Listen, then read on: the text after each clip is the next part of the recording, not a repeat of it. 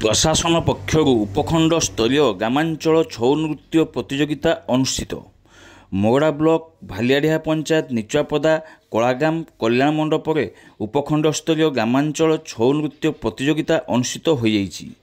निचुआपदा छौ नृत्य प्रतिष्ठान उपसभापति हरिपद महातो सहित स्थानीय स्वरूप सोरेन मोहन सिंह सहित अन्यान्य लोके कार्यक्रम आयोजन में साहाय्य करथिबा बेले भालियाडीहा सरपंच सौदामिनी सिंह शुभारंभ करथिले।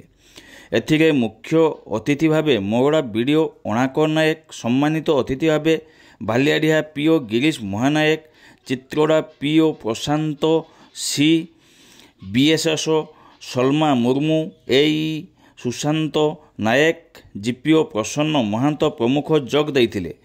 तेबे सुलियापदा ब्लॉक तीनोटी, रासनपुर ब्लॉक गोटे एवं मोगड़ा ब्लॉक 7टी प्रतिष्ठान प्रतियोगिता भाग नहीं। विचारक भाव तुषार चंद्र महांतो एवं सत्यनाथ महांतो जोग देइथिले।